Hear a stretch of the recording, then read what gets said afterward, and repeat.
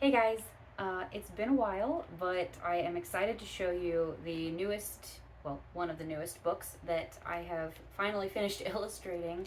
It's written by Denise Caracalla, The Littlest Glow Bug. Uh, so, as you may have noticed by the title, I made some mistakes when I first sent the files over for this book, and I wanted to talk about how I fixed that even after it was already printed. So, the this is the original here. Basically, when I sent the files over, I thought everything looked fine. Uh, to be honest, I'd been staring at this thing for so long that I was kind of like, yeah, it's got to be good by this point. Um, and then she took the files and she trusted me, so which is fine. That's fair. I should have. This is on me, right? She trusted me and she went ahead and published it, and I just couldn't wait. I wasn't sure if she was going to send me some or not, and I just couldn't wait. So I went ahead as soon as they were available on Amazon. I went ahead and ordered them, or ordered a copy. And when I got this, like a day or two later, I was already like, there are some things that I think I want to change. And then I noticed the actual mistakes that I had made. Uh, and I was like, okay, these really need to change. So I emailed her like right away and said, hey, this is what I found in the book, and I really uh, could I please fix it, please, and send you the new files so that you can re-upload it. And yeah, and she said, yeah, that's fine. And while I was waiting for her response, I actually went ahead and made the changes so that they would just be ready and I could send them right away. And so one of the big things was the cover. She had written, see, it's so silly. I feel dumb, honestly, because I wrote it as one word, and when I was looking it up, apparently, like, I've seen people write it as write glow bug as one word, and I've seen them write it as two. And I just somehow missed that she had written it as two, and I don't know. I don't know why I didn't see that. So I fixed it by making the B capital. It's a very simple fix, nothing crazy. And the other thing for the cover that I wanted to change, this is just my own preference. I thought this area was too big and I wanted to see more of the illustration, so I made it smaller on this one so you could see the illustration, because I really, really like this cover illustration. I think it turned out very nice, and I wanted to see more of it. So the next thing that was a mistake was she had specified certain items to be on this page, and the one that I messed up on was the phone. She told me 1950s, 1960s kind of house, or things in the house. So I thought that this phone was appropriate, but she had actually written cell phone, and I was like, oh God, nope, that's definitely not a cell phone.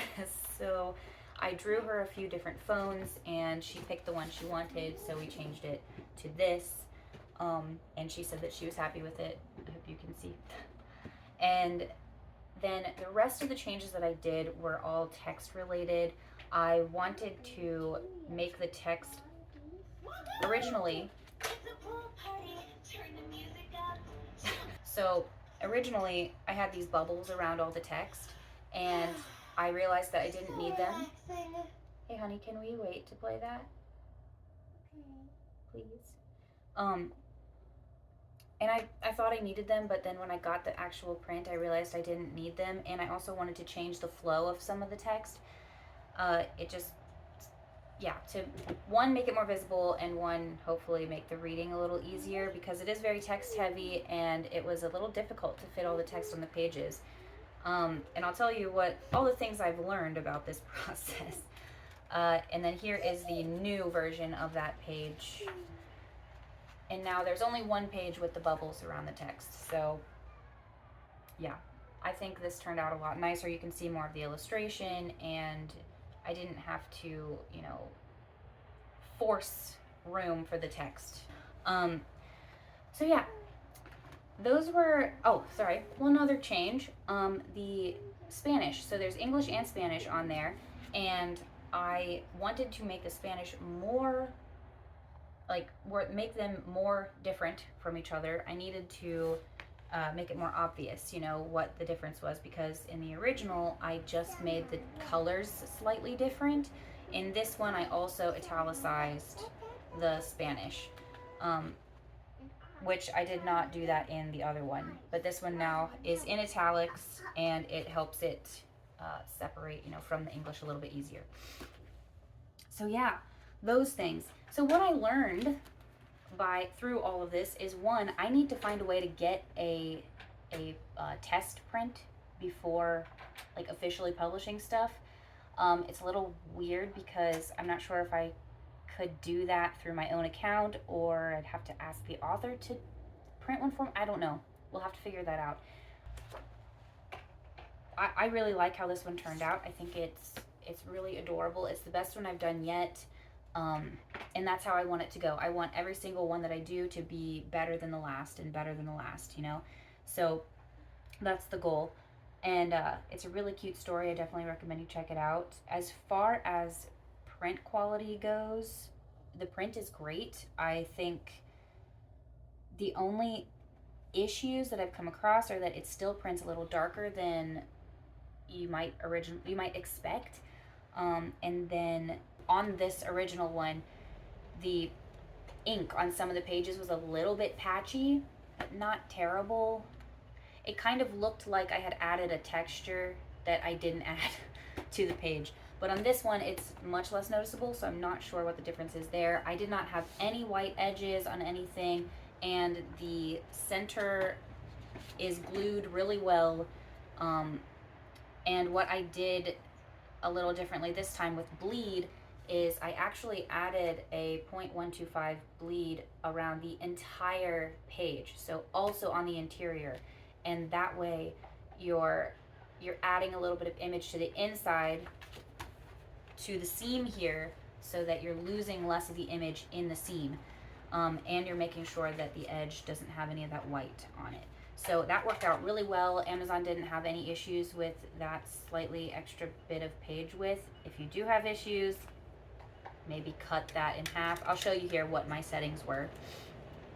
But yeah, everything else was great. And this is also the author of No Sleep Noah as well. So I have multiple books with her now, which is cool. So tips wise, obviously leave room for the text. That is something that I am really working on.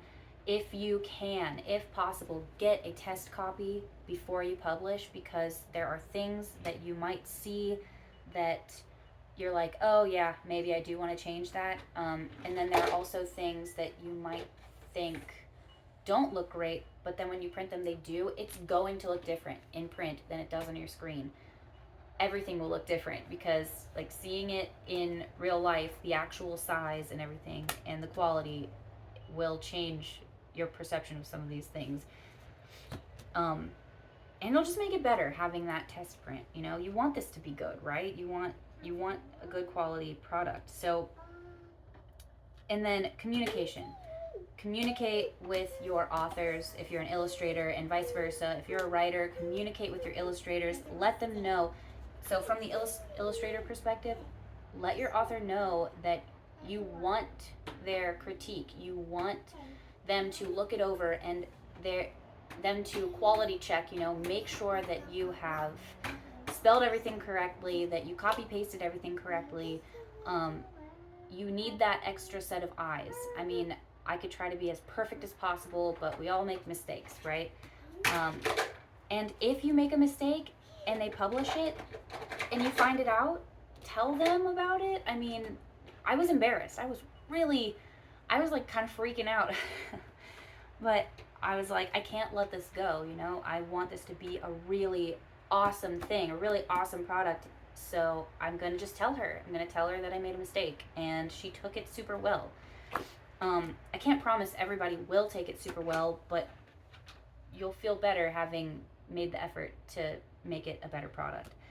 But anyway, this is the newest book. I'm super excited about it. I have 2 others. One is already done and already published, and I want to make a review about that very soon, hopefully. It's been very difficult with the new baby and everything. Um, but yeah, it looks amazing. Nick and I both illustrated it. I did the illustrations and he colored it, and it looks freaking awesome. I actually have it behind me here. Yeah, so it looks great. And then we have another one coming out very soon that is our own book, which is really cool. We wrote it ourselves and illustrated it. Kind of like I wrote it, he edited it, I illustrated it, he colored it. It looks awesome and it's almost ready to be published. So stay tuned for that. If you have any questions about any of this, the publishing process, if you're an illustrator and you have questions, if you're an author and have questions about working with an illustrator, please let me know. I would like to make a video answering all of the good questions in the comments. But yeah, thank you for watching. If you did, please go check this out. The link's in the description, and you can find all of my other books that I've illustrated on Amazon as well, through those links. And yeah, again, thank you for watching, and have a great day. Bye.